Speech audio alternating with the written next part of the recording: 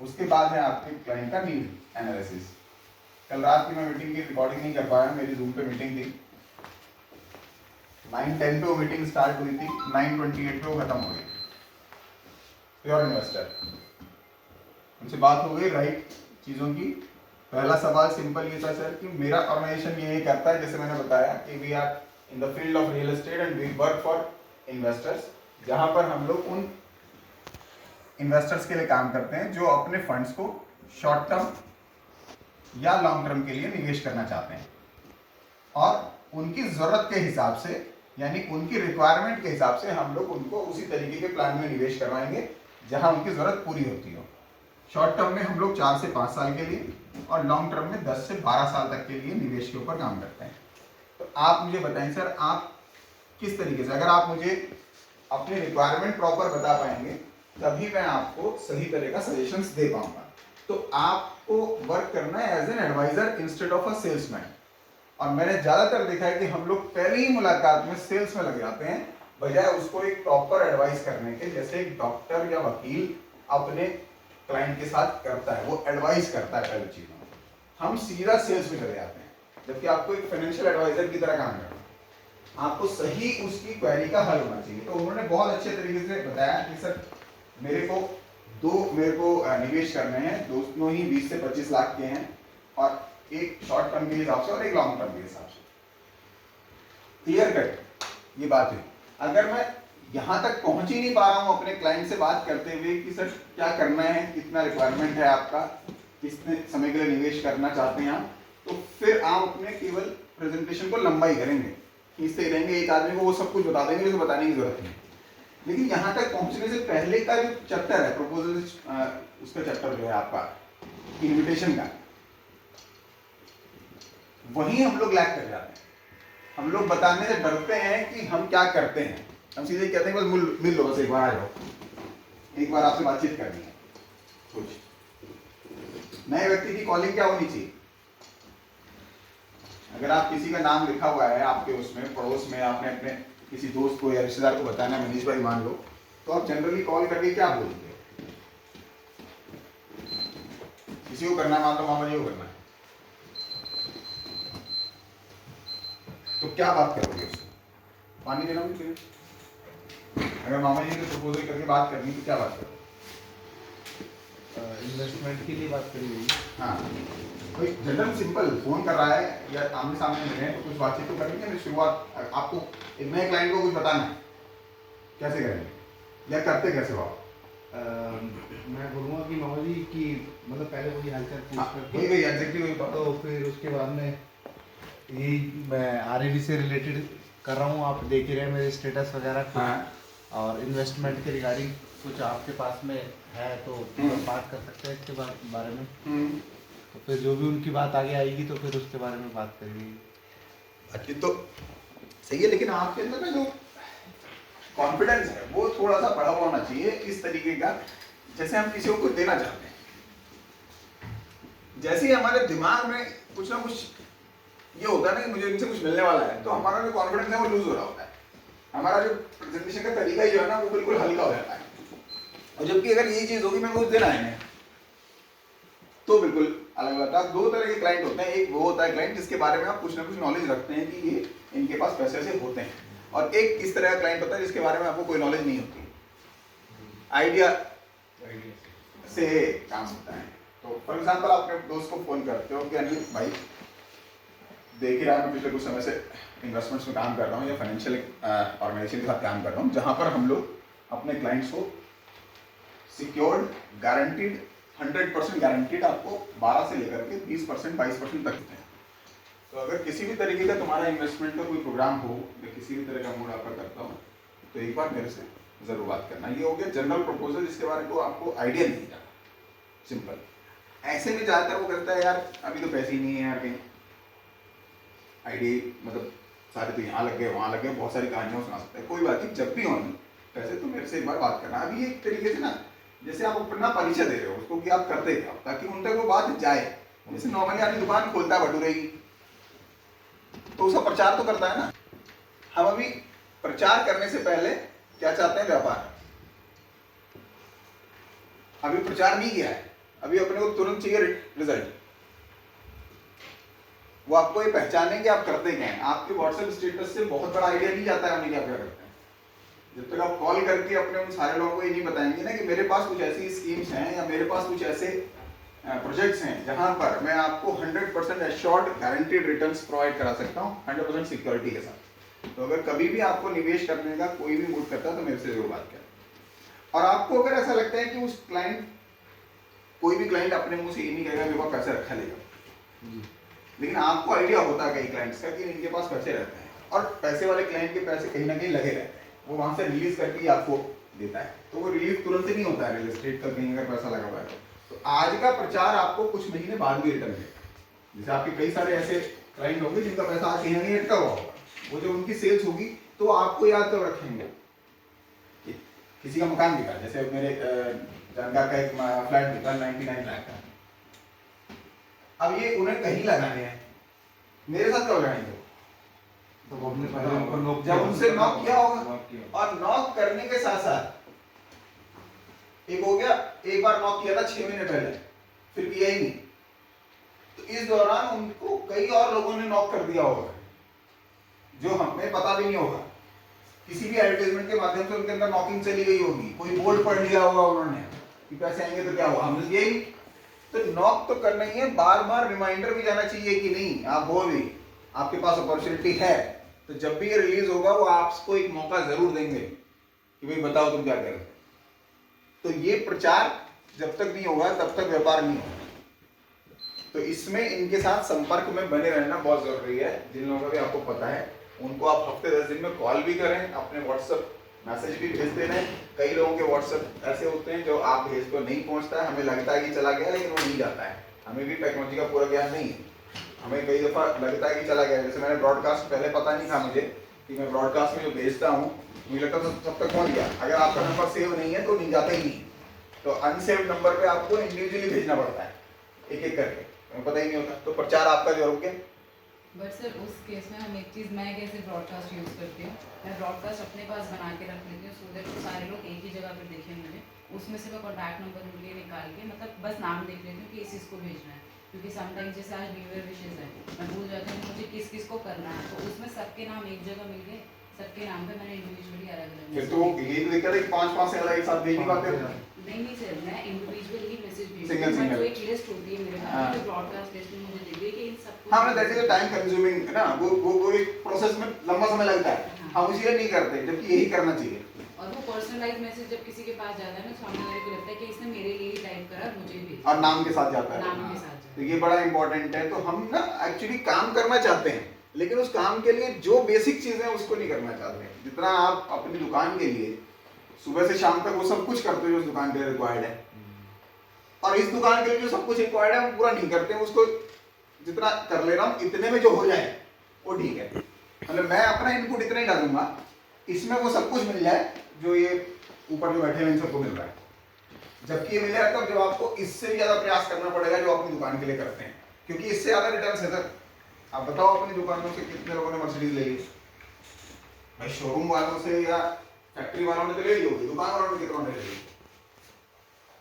लेकिन दुकान पे हम 12 घंटे देने के लिए तैयार हैं, 14 घंटे देने के लिए तैयार हैं, पूरी शिद्दत से करने के लिए तैयार हैं। लेकिन इनके लिए जो हमें जरूरी चीजें हैं आज की डेट में, जो सोशल मीडिया का इस्तेमाल हमें करना चाहिए, वो पूरी तरीके से हमें करना चाहिए। तो प्रचार आप लगातार करिए उन क्लाइंट के साथ। अब ये क्लाइंट कभी भी आपसे ये नहीं कहेंगे तुरंत में कि हाँ जी पैसे रखें ले जाओ। ऐसे क्लाइंट जिनको आप जानते हैं कि इनके पास पैसे होते हैं, तो उनको सिर्फ ये कहना है कि चाचा जी बस मुझे आधे घंटे का समय दो, मुझे आगे आपको कुछ बताना है। बहुत अच्छा मेरे पास अपॉर्चुनिटी है, प्रोजेक्ट है जहाँ पर अच्छे रिटर्न मिल सकते हैं। आज नहीं, जब भी पैसे होंगे तब लगाने की सोचना, लेकिन मैं बताने आना चाहता हूँ। तो ऐसा कोई नहीं है जो आपको टाइम नहीं देगा, बता रहा हूँ।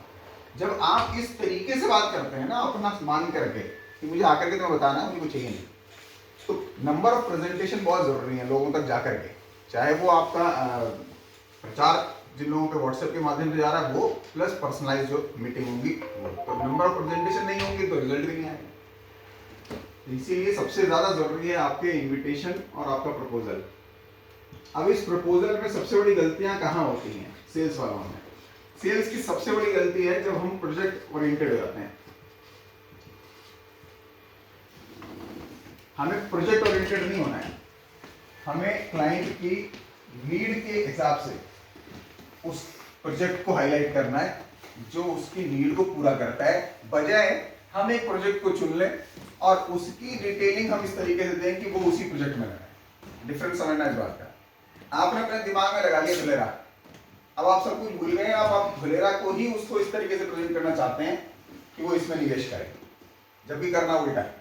हमें क्लाइंट की नीड का पता करना है कि वो क्या चाह रहा है। अगर उसको 10, 12, 15 साल के लिए पैसा लगा करके भूलना है, तब समझ में आता है कि हम धुलेरा में लगवाते हैं और उसका पैसा जो 4-5 गुना भी हो सकता है, 10 गुना भी हो सकता है। लेकिन उसकी नीड अगर कुछ और है तो हमारे जितने प्रोजेक्ट्स हैं हमें उनमें से बताना है कि आपकी नीड सर इस प्रोजेक्ट से पूरी होती है। जो मेरे यहाँ पर लाइफ टाइम इनकम देने वाला है आपका रिवर कैसल, या आपको 4 साल या 6 साल में पैसा वापस चाहिए तो मेरे पास है आपका गोमती ग्रीन्स या हाईवे काउंटी या अयोध्या। हम कई बार गलती क्या करते हैं, अयोध्या पकड़ लिया और अब इसी का प्रमोशन चल रहा है, चाहिए नहीं उसको अयोध्या में, उसकी नीड प्रॉपर्टी थी ही नहीं। कम से कम दिल्ली एनसीआर वालों की प्रॉपर्टी जो हमारे पास है वो किसी की नीड नहीं है। दिल्ली एनसीआर के किसी भी बंदे की नीड तो नहीं है तो ले रहा है अयोध्या, लखनऊ, पटना, रिवर कैसल, इन सब की नीड क्या है? रिटर्न्स, प्रॉफिट, रेगुलर इनकम, जो उन लोगों को चाहिए। सुरक्षित जगह पर आपकी सिर्फ एक भावना उन तक जानी जरूरी है कि भैया आपके साथ लगाया हुआ पैसा सेफ है। आप अगर ये बताने में कामयाब हो गए कि हमारे साथ लगाया हुआ पैसा आपका 100% सुरक्षित है, तो डेफिनेटली लोग आपके साथ पैसा लगाना शुरू करेंगे। आप भी तो तभी लगा रहे हो, आप अपने आप को देखो, आप लोगों ने अपना पैसा तभी लगाया आप सुरक्षित मान रहे हो। जिस दिन आपकी भावना इतनी स्ट्रांग हो जाएंगी कि आपकी बातों से, आपकी आंखों से सामने वाले में ट्रांसफर होनी शुरू हो जाए, आपके लोग आपको पैसा देना शुरू कर दें, तो वो भावना आपके अंदर आए और प्रोजेक्ट के ऊपर आप पूरी तरीके से किसी भी प्रोजेक्ट की दिमाग में प्रोजेक्ट को रख करके सेल्स में नहीं जाए। आप सिर्फ उनकी नीड एनालिसिस करें क्लाइंट की और ये बताएं we are in the field of real estate which works for investors. हम रियल एस्टेट की फील्ड में हैं और हम अपने इन्वेस्टर के लिए काम करते हैं, जहां पर हम उनको सालाना चाहें तो या शॉर्ट टर्म गेन या लॉन्ग टर्म इन्वेस्टमेंट दे सकते हैं। और सबसे पहला एक सवाल लोगों से जो पूछना जरूरी है क्लाइंट से, वो क्या है? क्लाइंट की रिक्वायरमेंट और क्लाइंट का बजट, दो चीजें बहुत जरूरी हैं। इनकी रिक्वायरमेंट यानी वो एग्जैक्टली पैसे को कब चाहते हैं वापस, मैच्योरिटी कब चाहते हैं, और बजट क्या है। ये पूछते के साथ ही आपके 50% प्लान खत्म हो जाएंगे। जहां पर आपने अपना 2 घंटे सर मारा था ना, वहां जरूरत ही नहीं थी मारने, क्योंकि उन्होंने क्या कहा था एंड में, नहीं, जिनको आप नहीं जानते कि इनके पास पैसे हैं नहीं, जिनको आप जानते हो उनको तो आपको पता ही है कि उनको क्या प्रेजेंट करना है। बजट पूछने में हम लोग खुद डरते हैं कि यार एक क्लाइंट गुस्सा ना कर जाए, या बजट पूछने के बाद क्लाइंट कई बार क्या कहते हैं, तुम्हारे पास जो है वो बताओ। हाँ तुम्हारे पास जो है वो बताओ, पैसे तो हो जाएंगे, बजट तो कर लेंगे, आप बताओ तुम्हारे पास क्या है। तो क्या कहना है आप लोगों ने?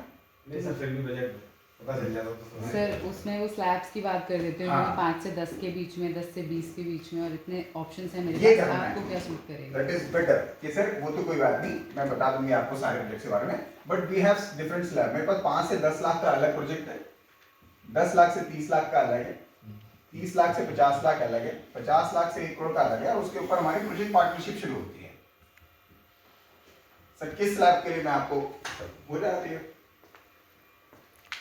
हम बैकफुट पे आ जाते हैं तुरंत। जैसे एक क्लाइंट ने कहा कि नहीं आप बताओ, फिर हम देखेंगे, और हम कहते हैं ठीक है सर बताना शुरू हो गए। ये चीजें आपकी समय को, मतलब टाइम और एनर्जी, इसको बचाने का काम करती है।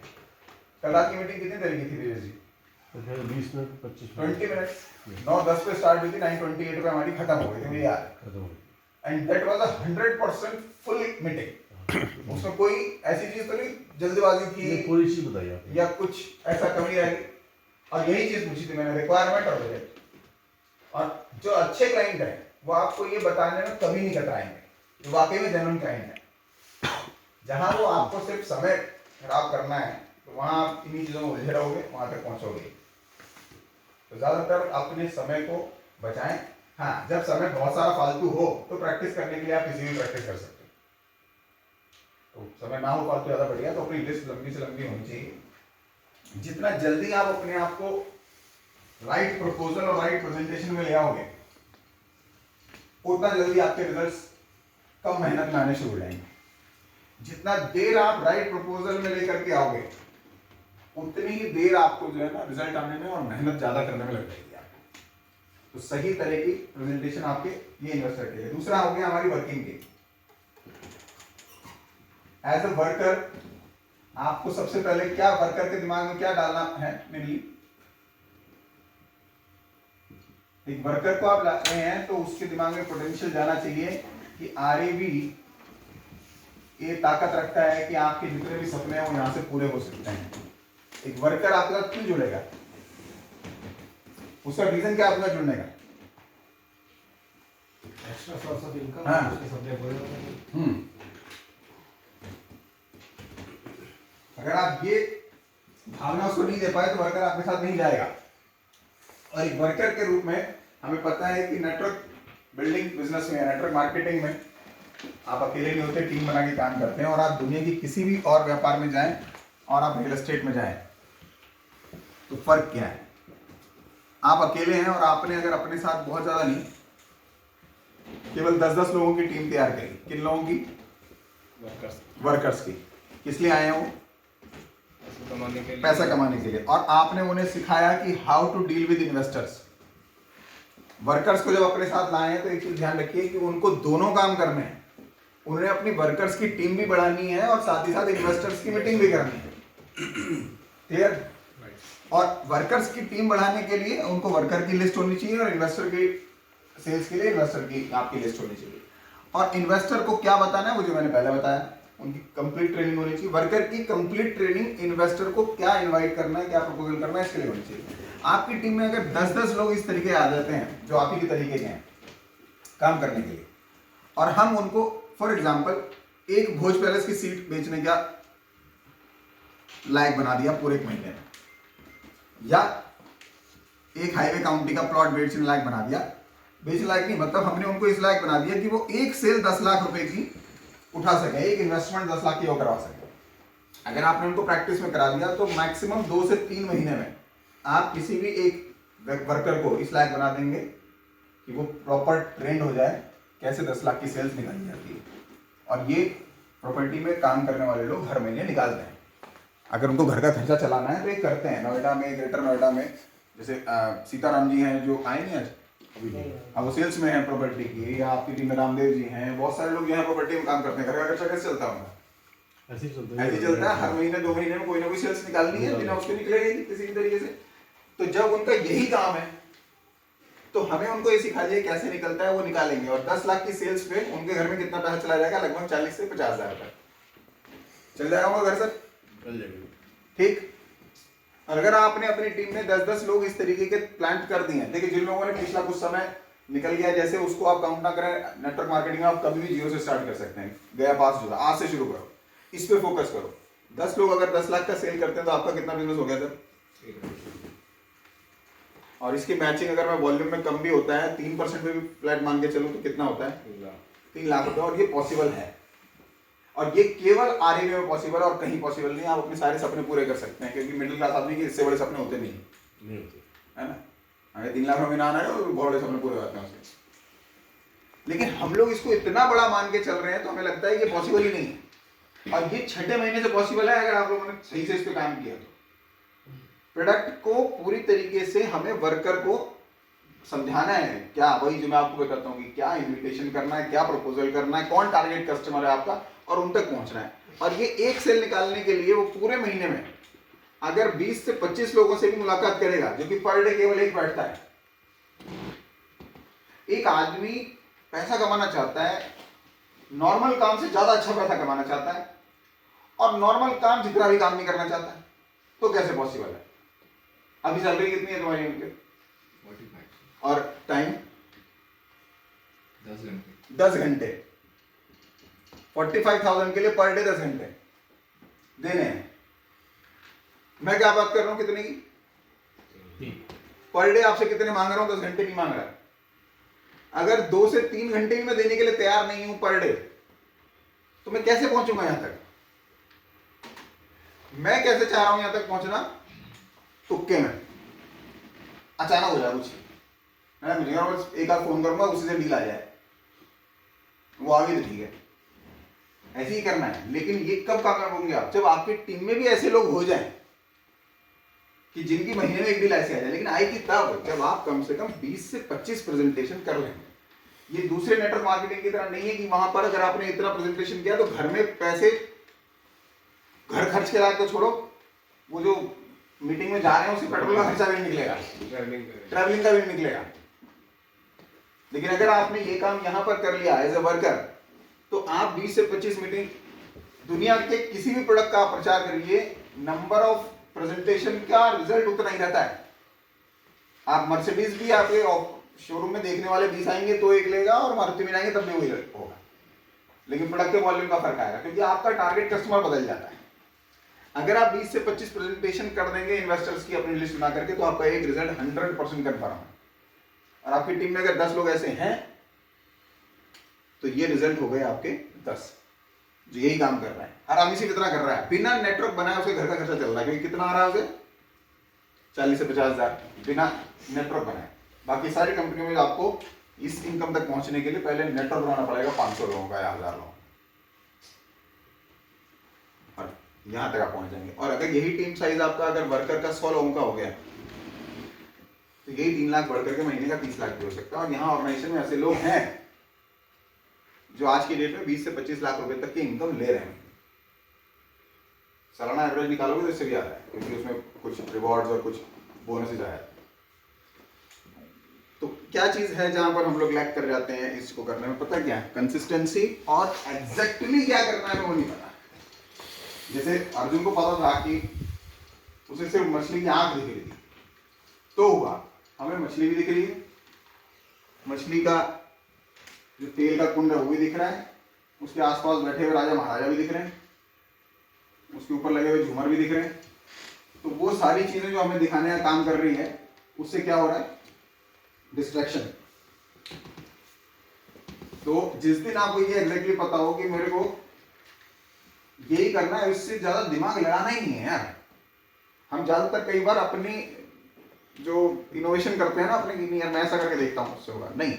जो सक्सेसफुल आपका अपलाइन करने में कामयाब हो गया है जिस चीज से, वही फॉलो करो, उससे होगा। रिजल्ट थोड़ा बहुत समय लेगा, लेकिन वो तब होगा जब आपके अंदर अंतरात्मा में वो बात समाना शुरू हो जाएगी। आज अमित जी आते वक्त मुझे एक डिस्कशन कर रहे थे, और वही बिल्कुल सही बात थी कि पिकासो एक पेंटर हैं, पेंटर थे, मतलब उन्होंने एक महिला को एक 30 सेकंड में एक पेंटिंग बना करके दे दी, और कहा कि वो मतलब गरीब थी कि इसे बेच आओ और ये 50 लाख रुपए बिक जाएगी।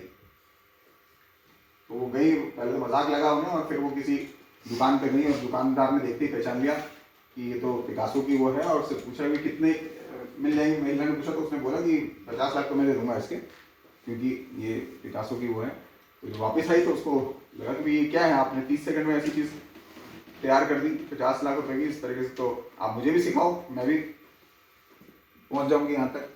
तो वो फिर पिकासो ने बोला कि बेटा ये 30 सेकंड का नहीं है, 30 सेकंड में मैं बना पाऊँ, इस लायक बनने में मुझे 30 साल लगे, है ना।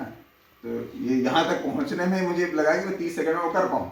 जैसे मैकेनिक हथौड़ा मारने का 10,000 रुपये मांगा एक मालिक से, तो उसने बोला कि 10,000 रुपये एक हथौड़ा मारने के, नहीं 10,000 रुपये कहाँ मारना है हथौड़ा इस बात के है ना, और वो एक्सपीरियंस है मेरा। तो 10,000 रुपये से हथौड़ा मारने के, हथौड़ा तो मारने में फ्री मार दूंगा, कहाँ मारना है इसके 10,000 रुपये। तो ऐसे में कम से कम ये कोई टेक्निकल या इंजीनियरिंग का सब्जेक्ट नहीं है, इसमें भावनाओं को आने में थोड़ा समय लग सकता है, लेकिन मेरे शब्दों को रिपीट करने के लिए तो आपको मेहनत ज्यादा करने की जरूरत है, 30 साल तो सीखने की जरूरत है। उसमें भावनाओं का इनपुट आ जाएगा धीरे धीरे, इन शब्दों को तो वही रिपीट करो ना। मतलब डुप्लीकेशन नेटवर्क मार्केटिंग में आसान है कि मैं आपसे वही कर देना क्या, अब जब लगातार ऐसा रिपीट करते रहोगे, और भावना सिर्फ एक ही चाहिए कि मैं किसी के साथ गलत नहीं कर, दैट्स ऑल, मैं सही काम कर रहा हूं। और जब तक ये आपके अंदर जहन से नहीं आएगा ना, तब तक आप रिजल्ट्स की उम्मीद मत करो, क्योंकि कहीं ना कहीं एलिमेंट ऑफ डाउट रहता है हम लोगों के अंदर, जो हमें रोक रहा होता है, और जिसके अंदर भी ये है उसी के रिजल्ट्स में सबसे ज्यादा प्रॉब्लम है कि यार नहीं, कहीं ऐसा तो नहीं कि इसका नुकसान हो जाए, कहीं ऐसा तो नहीं कुछ गड़बड़ हो जाए। तो एलिमेंट ऑफ डाउट्स को क्लियर करो, प्रॉपर शब्दों का इस्तेमाल करो, ज्यादा किस्से कहानियां मत बताओ, हर प्रोडक्ट की जानकारी मत दो। हर प्रोडक्ट की जानकारी देनी है मैं वर्कर को, इन्वेस्टर को नहीं। इन्वेस्टर की नीड के अकॉर्डिंग उसे प्रोडक्ट की जानकारी देनी, हमारे पास तो सारे हैं, लेकिन वर्कर को धीरे धीरे हमें सारे प्रोडक्ट सिखाने हैं कि भाई किस कस्टमर को तुमने कौन से के बारे में बताना है। आज सबसे ज्यादा फोकस हमें करना है धोलेरा, नैमिष के तीनों project, Gomti Greens Farms, Gomti Greens Plots और रिवर कैसल, और इसके अलावा हमारा हाईवे काउंटी या वहां पर आने वाले किसी भी नए प्रोजेक्ट, यानी लखनऊ अयोध्या नेशनल हाईवे के ऊपर, आप अयोध्या के फार्म हाउस के ऊपर भी कर सकते हैं। तो ये सारे ही प्रोजेक्ट हमारे इन्वेस्टमेंट से रिलेटेड है। धुलेरा मेरा लॉन्ग टर्म इन्वेस्टमेंट में आता है और बाकी हमारे शॉर्ट टर्म और लॉन्ग टर्म दोनों में जा सकते हैं। कोई सवाल किसी के मन में? बिजनेसमैन के लिए आपने बोला कि बिजनेसमैन को हम लोगों ने नहीं वो करना, नहीं, मैंने ऐसा नहीं कहा, गलत चला गया मामला। नहीं आपने कहा कि वो बिजनेस में ही लगाएगा अपना पैसा अधिकतर। तो बिजनेसमैन भी सेविंग करते हैं, इन्वेस्टमेंट करते हैं। जो बिजनेसमैन होते हैं वो लोग भी तो अपना इन्वेस्टमेंट करते हैं, बिजनेसमैन भी इन्वेस्टमेंट करते हैं। तो बिजनेस जो है हमें ये सोचना है कि अभी उसका जो थॉट है क्या आप उसे तोड़ पा रहे हैं, हमें उसकी प्रेजेंटेशन कैसे करना है। एक बिजनेसमैन भी अपना कहीं ना कहीं प्रॉपर्टी परचेज करता है, हाँ प्रॉपर्टी भी करता है, एफडी भी करता है, एफडी भी करता है, ये सारे काम वो करता है। लेकिन अगर आप इसके थॉट को उस तरीके से बताएंगे जैसे उसका चलता है तब प्रॉब्लम है। हम बिजनेसमैन को बता रहे होते हैं कि बिजनेस कैसे होता है, वहां प्रॉब्लम है। बिजनेसमैन को अगर हमने किसी को आप अपने बिजनेसमैन की रिक्वायरमेंट पूछिए सबसे पहले कि भाई आपके साथ मैंने कहा प्रपोजल रखना है, प्रपोजल ये रखना है कि भाई मेरे पास कुछ अच्छी प्रॉपर्टीज हैं जहां पर आज निवेश करके आप कुछ साल के लिए छोड़ दो, वो आपको बहुत अच्छे रिटर्न्स देके निकल जाएगी। उनको रिटर्न्स के बारे में बात नहीं करनी, रिटर्न्स होते हैं इन्वेस्टर के। बिजनेसमैन अगर एफडी कराता है तो इंटरेस्ट के लिए नहीं कराता है, वो सिर्फ पैसे को रोकने के लिए कराता है, पैसे को रोकने के लिए कराता है, ये खर्च ना हो जाए, उसको उसके इंटरेस्ट से कोई मतलब नहीं। बाकी ये जो भी वो निवेश करता है प्रॉपर्टीज के अंदर, वो लॉन्ग टर्म से पता है कि ये 1 करोड़ रुपए की ली है, ये 5-7 साल बाद मेरी 3-4 करोड़ की हो जाएगी, वो उसके ऊपर आने वाले रिटर्न के लिए नहीं कराता है। इस केस में वो फिर आसपास देखना। हाँ, इसीलिए रिक्वायरमेंट का जरूरी है कि जितने भी बड़े बिजनेसमैन हैं उनको आप अगर रिटर्न की भाषा में बात करेंगे तो वो ये कहेंगे कि भैया इससे ज्यादा तो मैं अपने यहाँ निकाल लेता हूँ रिटर्न। उनको अपने प्रॉपर्टीज के बारे में ही बताना है कि कहाँ बेहतर वो है कि हम लोग सर्वे करते हैं भैया जहाँ पर आने वाले वक्त में बहुत अच्छे रिटर्न्स ले सकते हैं। तो बिजनेसमैन को आज की डेट में आप धोलेरा और नैमिष जो बताएंगे कि भैया यहाँ फार्म हाउस लेकर के डाल दो और ये 5 से 10 सालों में तुम्हारा 5 से 10 गुना का हो जाएगा। किसी भी तरह के आरओआई या रिटर्न की आप बात नहीं करेंगे जब तक वो पूछेगा नहीं। इन्वेस्टर का तो मेन विजन ही एक है, आरओआई। बिजनेसमैन का है फंड्स को ऐसी जगह लगाना जहां पर कुछ सालों के बाद उसको कई गुना का रिटर्न मिल जाए। एक एफडी की तरह वहां लगाता है, जिसमें ऐसा नहीं बिजनेसमैन हरिद्वार में खरीद के नहीं डाला है, जयपुर में या खाटू में लेके नहीं डाला, आसपास की बात नहीं। बिजनेसमैन दोनों तरह के होते हैं, वो वाला नहीं है आपके जो नजदीक वहां है। तो उनको हमें बताना ये है कि आप धोलेरा में लेके डाल दीजिए, 10 साल बाद ये आपकी 10 गुना की हो जाएगी, या आप नैमिष में लेके डाल दीजिए। अब जब वो कहेगा भाई नहीं हुई तो हम ले लेंगे आपसे वापस। जहां अपने बिजनेसमैन को 12%, 15%, 18% की बात करनी शुरू की तो वो आपसे बाहर हो जाएगा, यार ये तो बहुत कम है यार, 2 साल में वहीं डबल कर लेता हूँ। लेकिन आप उसी को प्रॉपर्टी दे सकते हैं कि यहाँ पे 5 साल बाद या फिर 3-4-5 गुना की भी हो सकती है, उसको समझ में आनी चाहिए। तो वो आपको यही प्रैक्टिस का विषय है कि आपको क्लाइंट कैसा बैठा है उसके अकॉर्डिंग मैनेज करना है। नहीं ऐसा ना हो कि आप बिजनेसमैन को भाषा सुना। मेरे साथ कई गलतियां आज भी हो जाती हैं। मेरे तो सर पूरी लिस्ट ही बिजनेसमैनों की होती है मेरे पास। हाँ तो उनको आप एफडी करवाइए हमारे यहाँ कि भैया धोलेरा में लेकर डाल दो प्लॉट। आज तुम्हारा पैसा जितना भी इकट्ठा आप करते जा रहे हो, अगर इसको एफडी कराओगे तो 10 साल में कितने हो जाएंगे, और इसी को आप धोलेरा में प्लॉट लेके डाल दो या नैमिष में प्लॉट लेके डाल दो। बताना है उन्हें, जब वो पूछें कि भाई अगर नहीं बढ़ा तो वहां कौन देखेगा, देखभाल करेगा, हमें हम वापस ले लेते हैं। इवन मैं आपको बता दूं, जो बिजनेसमैन या थॉट प्रोसेस की बात करते हैं उन लोगों के लिए ये भी काफी है कि आपने उन्हें 20 लाख का प्लॉट बेचा था, 5 साल हो गए भाई, तो कह रहा था 4 गुना 5 गुना में फंसे पड़े हैं। आप बोलिए एक हो गए ना, ठीक है काम करो, लाओ मैंने दिला 20 लाख में वापस कर दो, वो इसके लिए भी तैयार है। ये ना थॉट होता है बहुत खतरनाक वाला, उसी को आप ये बताओगे कि भाई साहब 6 साल बाद 40 लाख में लूंगा मैं, पहले अगर पहले बताओगे, उसके विचार अभी उसके नेगेटिव सोचने से पहले बताओगे तो यार 6 साल में 40 लाख ही देगा तू, 3 साल में कर लूंगा मैं तो 20 से 40। ये चीज कब किस पॉइंट के ऊपर बात करनी बड़ा इंपॉर्टेंट है। और वही आदमी को अगर आप ये कहोगे भैया 20 लाख में प्लॉट लेके डाल दे, 5-7 साल में पता नहीं कितना बढ़ जाएगा, इतनी वो चल रही है अयोध्या का तो नाम सुना है ना, ऐसी नहीं चल रहा है, और धुलेरा एक बार रिसर्च मार देख करके, और उनसे कहोगे भी 4-5 साल भाई नहीं बिगड़ मैं ले लूंगा, टेंशन क्यों है। धुलेरा में तो सब लेकिन बायबैक नहीं, तो धुलेरा की इनका नमिश की बात करो ना, अयोध्या की बात करो जहाँ है। धुलेरा की अगर बात होगी तो आपसे भी यही कहोगे भैया लेके डाल दे, तेरे को अपने आप ही दिख रहा होगा 5 साल बाद। और इनिशियली कुछ नए प्रोजेक्ट पे तो धुलेरा में भी ले रहे हैं, जो नया प्रोजेक्ट आएगा ना इसमें जितने भी 10 लाख से ऊपर के कैश डाउन केसेस हैं, तो इनिशियली कुछ के हम वही 4 साल में 1.5 गुना पे रिटर्न पे ले रहे हैं, जो नए प्रोजेक्ट में कैश डाउन केस में। ये बड़ा माइनर सी वो है बिजनेसमैन के थॉट को समझते हुए कि हमें कब ये प्रपोजल देना है। अगर आप प्रपोजल की शुरुआत यहाँ से करेंगे ना तो ये गलत हो जाएगा, क्योंकि आप तब उसको प्रॉपर्टी नहीं बेच रहे। तो मैं बिजनेसमैन को अगर बात करूँ तो प्रॉपर्टी के बारे में, हाँ, उनको लॉन्ग टर्म में कैसे निवेश के बारे में बात करें, भैया आप पैसे कहाँ लगाते हो, मैं आपको ये जगह बताता हूँ जहाँ पर पता नहीं 5 से 10 साल में कितने गुना हो जाएगा। बिजनेसमैन को आप इन्वेस्टमेंट नहीं बेच सकते, वही मेरे को शुरू में समझाना था कि इन्वेस्टमेंट आप इन्वेस्टर को ही दे सकते हो। एक बिजनेसमैन जो वर्कोहलिक है, जिसको कुछ करना है, वो आपके साथ पैसा इसलिए नहीं लगाएगा कि आप उसको रिटर्न दे रहे हो। हाँ, एक वो हो गया जिसको यार कुछ करना है, आराम करना है और पैसे रखे हैं, इसकी कोई रेगुलर इनकम बता दो पेंशन की तरह। जॉब पर्सनैलिटी जितनी है, देखिए जॉब वाले आपके मैंने शुरू में बताया कि आपके राइट क्लाइंट कौन है, टीचर्स, डॉक्टर्स, एमसीडी वगैरह के कर्मचारी, पुलिस के कर्मचारी, जितने भी गवर्नमेंट एम्प्लॉइज हैं वो वही जॉब वाले हो गए। ये आपकी कैटेगरी में सबसे पहले आते हैं, जो आपके होने चाहिए पहली कैटेगरी। और फिर 2 नंबर के पैसे वाले तो सारे नहीं आपकी कैटेगरी जानेंगे। तो आप इनकी जगह अगर दुकानदारों के पास जाना शुरू कर दोगे और उनको इन्वेस्टमेंट प्लान बेचोगे तो नहीं कहते। और अगेन ये कोई भी बात 100% सत्य नहीं होती, अपवाद उनमें भी होते हैं। अपवाद उनमें क्योंकि हमें नहीं पता किसी के दिमाग में क्या चल रहा है, उसकी दुकान कितनी चल रही है कितनी नहीं चल रही है, वो हमें पता ही नहीं है। तो ये कोई भी इंसान काम क्या कर रहा है उस हिसाब से वो बिजनेसमैन या इन्वेस्टर नहीं होता। कोई इंसान का थॉट क्या है उससे वो बिजनेसमैन या इन्वेस्टर होता है। हो सकता है कि कोई दुकानदार दुकान में बैठे ही मजबूरी में हुआ है कि कोई यहाँ से हटाए मुझे।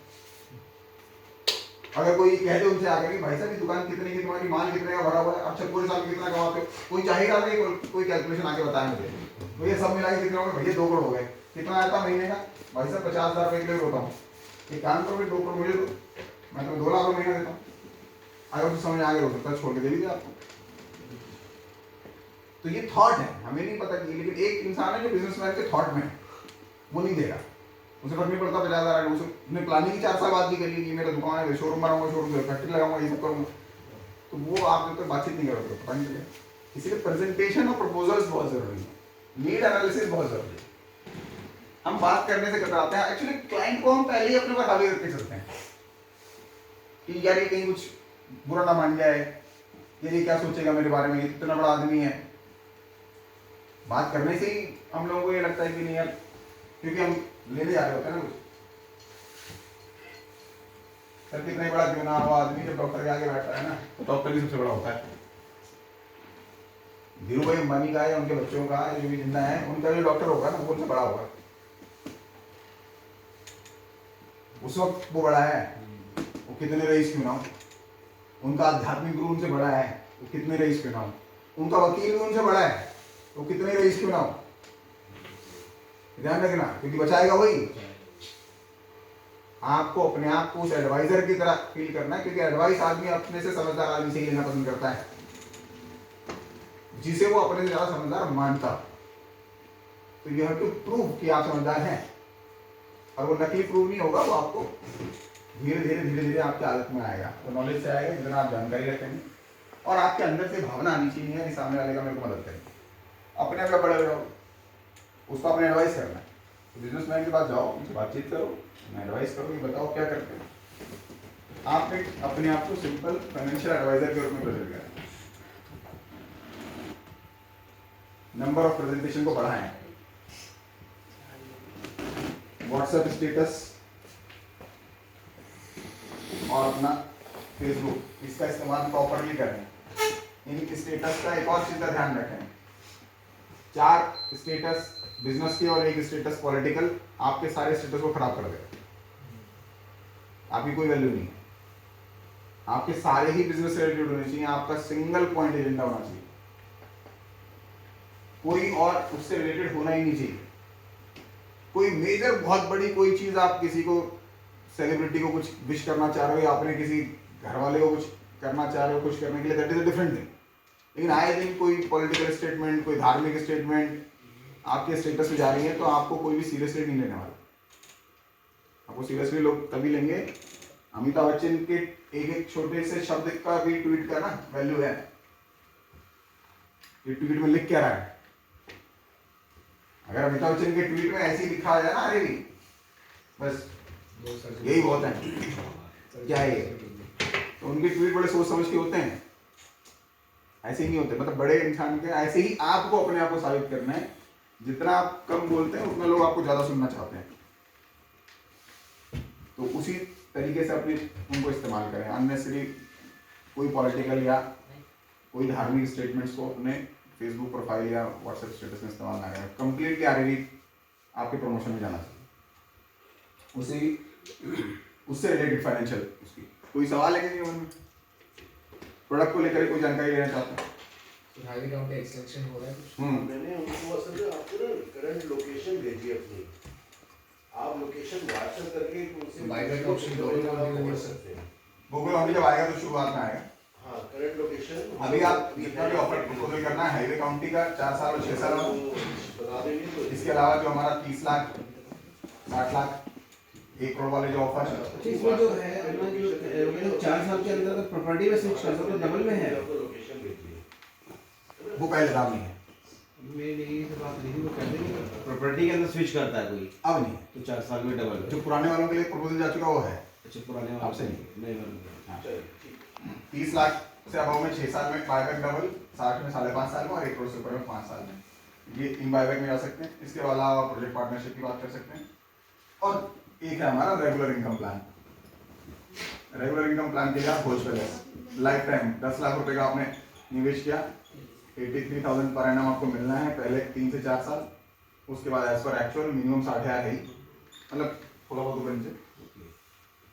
और ये it can go up to 2 से 2.5 लाख भी हो सकता है। और 5 साल बाद आप बायबैक भी ले सकते हैं कैश बैक।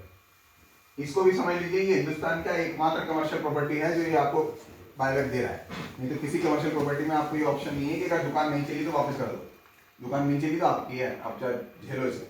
हमारे यहाँ से इसमें बिला इसमें जो अपने कॉटेज जो दे रहे हैं वो कितने से स्टार्ट है? 1 करोड़ 18 लाख से। इसमें रिटर्न क्या है? 12% पहले 3 से 4 साल जब तक मतलब ऑपरेशनल नहीं होती, उसके बाद as per actual minimum guarantee 6%, 5 साल के बाद वापस करना चाहो वापस करो। हाँ, इससे बढ़िया नहीं है। आपने किसी भी इन्वेस्टर से बात करेंगे तो इससे बढ़िया प्रपोजल है ही नहीं। ये पूरे पैसे उसको वापस हो जाएंगे? पूरे पैसे वापस हो जाएंगे उसको, जीएसटी हटा के, जीएसटी नहीं मिलेगा। जीएसटी हाँ, बाकी पूरा पैसा उनका वापस होगा, जीएसटी को क्लेम कर सकते हैं। आप जब इस तरह की मार्केट में जाएंगे ना, देखिए आपका कंपैरिजन जो होना चाहिए ना उस क्षेत्र के साथ होना चाहिए जहां आप डील कर रहे हैं। प्रॉब्लम वहां होती है कि आपका कंपैरिजन लोग उस क्षेत्र से करते हैं जो आपका है ही नहीं। मतलब आप बराबरी के उससे कंपैरिजन करेंगे ना, आप कोई आदमी यहाँ से इसका कंपैरिजन स्टॉक मार्केट से करने लग जाए तो है ही, क्योंकि आप 1 करोड़ 18 लाख रुपए मेरे को देंगे, मैं आपको 1 करोड़ 18 लाख, या आपको आप 30 लाख भी देंगे, 10 लाख भी देंगे, तो मैं 10 लाख में आपको एक टेंजिबल चीज की रजिस्ट्री करा के दूंगा, लैंड की आप मालिक होंगे। तो मैं उसका मुकाबला उस स्टॉक मार्केट से नहीं कर सकता जहां पर 10 लाख रुपए के मैंने मान लो किसी कंपनी के शेयर खरीद लिए और पता ही नहीं कल को शेयर किस उसमें जाएंगे। लेकिन अगर आप रियल एस्टेट के किसी ऑर्गेनाइजेशन से मुकाबला करेंगे तो फिर ऐसा कोई भी नहीं है जो आपको ये चीज़ें दे रहा हो बायबैक के साथ, और साथ में आपको नेटवर्क मार्केटिंग की ताकत है। तो अपना नेटवर्क बनाइए ऑर्गेनिक के थ्रू, और इसमें हम लोग रजिस्ट्री जो है बनने के बाद देंगे। हाँ, एग्रीमेंट इसमें तो होता ही एग्रीमेंट पहले और उसके बाद रजिस्ट्री। ये कॉटेज में भी कॉटेज और अगर कोई व्यक्ति प्योर वर्किंग में भी जाना चाहता है ना सर, तो मैं ऑर्गेनिक के अगर 10,000 के ऊपर भी काम करने की बात करूं, जिन लोगों को पसंद ही है कि हम लोग अलग अलग जैसे प्रोडक्ट बेस्ड कंपनी की अपनी उसी में, तो ऑन एन एवरेज इनका जो वॉल्यूम आता है हमारा लगभग 5,000 से 7,000 के बीच आता है डेली, अगर आप सब मिला करके प्रोडक्ट परचेज कर रहे हैं। और अगर आप इसका भी नेटवर्क बना लें तो सर लगभग 500 से लेकर 700 रुपये का आपका इनकम मैचिंग से आ जाता है, डायरेक्ट आ जाएगा 5%। अगर आपकी ये टीम भी बन जाए और महीने में अगर आपके 100 लोगों की टीम, क्योंकि यहाँ वर्किंग टीम तो एकदम से बढ़ती है, लोगों की 5-5 लाख लोगों की टीम है, अगर 100 लोगों की टीम बनती है आपके हर महीने, तो लगभग आपके 50,000 से 70,000 रुपये बन जाते हैं। और मैं और एक बात बता दूँ, जब जिस ऑर्गेनाइजेशन में इंसान काम कर रहा होता है ना, तो अपने निवेश को उसके अलावा कहीं और बाहर देखता ही नहीं है। मतलब अगर उस कंपनी का कोई प्रोडक्ट लॉन्च होगा ना, मान लो कोई XYZ कंपनी में काम कर रहा है और वो अब तक बेच रही थी केवल साबुन, जिस दिन वो शैम्पू लॉन्च करेगा तो उसी खरीदेगा वो जो उसमें काम करने वाले लोग। जिस दिन वो चीनी लॉन्च करेंगे, चीनी में इसे खरीदेंगे। तो जब ये 100 लोगों की टीम आपकी बन रही है, अगर इन लोगों को कभी भी निवेश करने का मूड होगा, अभी क्या था, ये लोग वर्किंग के लिए आए थे, अभी फेथ नहीं था पूरा आगे पे, एज एन इन्वेस्टमेंट फेथ नहीं था, एज ए वर्किंग तो आ गए थे, लेकिन अपने पैसे को लगाने के लिए फेथ नहीं था। कई बार होता है ऐसा, आदमी अपने निवेश को लेकर के थोड़ा डर रहा होता है, लेकिन जिस दिन ये लगातार वर्किंग में रहेंगे और जब तो इनको आएगा कि मेरे को निवेश करना है और मेरे पास 2 लाख रुपए इकट्ठे हो गए, तो इनका निवेश यही जाएगा। और ये ऑलरेडी आपने से बहुत सारे लोग एग्जाम्पल के रूप में बैठे हैं, जैसे वनर ने पहले कभी निवेश नहीं किया था, लेकिन जब निवेश का नंबर आया तो यही किया। अंकित का भी आया, अंकित की टीम में लोगों का निवेश आया जिन्होंने शुरुआत पहले से 10,000 से की थी, बाद में इसमें की। तो जब ये आपकी टीम बढ़ रही होगी, ऐसी टीम जिस दिन 10,000 लोगों की बनेगी, मान लो आपकी अगले 4-5 सालों में, तो 10,000 लोगों की टीम आपकी बनी और 500 रुपए के हिसाब से आपने लगभग 10,000 इंटू 500 करोगे तो 50 लाख तो आ ही है। लेकिन इन 10,000 लोगों में से अगर 10% यानी 1,000 लोगों ने भी आपने 5 लाख के निवेश के लिए आरएमबी को चुना, तो आपका जो निवेश का प्रोफाइल आया वो 50 करोड़ से ऊपर का टर्नओवर आया। 50 करोड़ का अगर आपको 4% भी आया तो आपको 2 करोड़ रुपए से ऊपर आया। तो दैट इज अ पावर। क्यों? बाकी किसी ऑर्गेनाइजेशन में रियल एस्टेट है ही नहीं ना, वो सिर्फ इसलिए कर रहे हैं काम, ये तो मैं दे ही रहा हूं जो बाकी दे रहे हैं, लेकिन एक ऐसा मौका भी दे रहा हूं कि आपको पता नहीं कब इससे जंप आ जाए। आज की डेट में हमारे पास ज्यादातर ग्राहक तो पुराने चल रहे हैं, जिन्होंने कभी 5 लाख लगाया था वो फिर निवेश के लिए 10-20-50 लाख में लगाने के लिए तैयार होता है। तो आपका एक भावना सबसे ज्यादा इंपॉर्टेंट है, लोगों तक जाना कि वो आप पे भरोसा कर सके, और वो भरोसा तभी होगा जब आप पूरी तरीके से उस भरोसे के साथ बैठे होंगे और हैं आपके अंदर, तो उसको डिलीवर करना थोड़ा सा सही से करें। प्रोडक्ट के ऊपर कमांड रखें।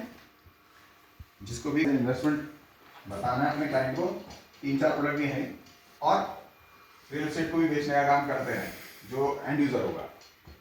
क्योंकि कल जब मैंने अपने इन्वेस्टर से सवाल पूछा तो ऐसा नहीं कि उनका जवाब यही आ सकता था, ये भी आ सकता था कि भैया मुझे ना एक प्लॉट लेकर आना है बच्चों के लिए, और वो बिलोंग करते थे मुजफ्फरपुर बिहार से, तो उनका मैं एक प्लॉट भी दे सकता था उन्हें बिना बायबैक का, हो सकता है वो नए गांव में प्लॉट ही लेकर डाल देते, ये भी पॉसिबल था। लेकिन क्योंकि वो रिक्वायरमेंट नहीं था तो मैंने उसके बारे में नहीं बताया, उनका रिक्वायरमेंट रिटर्न से था तो उनको वही बताया। लेकिन आज वो रिटर्न के साथ एंटर करेंगे, वही 6 महीने बाद आपसे प्लॉट भी परचेज करेंगे एंड यूजर वाला, जैसा हमारे बहुत सारे लोगों ने लखनऊ में एंड यूजर के हिसाब से प्रॉपर्टी ले रखी है। तो कहीं कोई भी अगर गलती कर रहे हैं तो उसे सही करें। चाय के लिए मैं नहीं लगा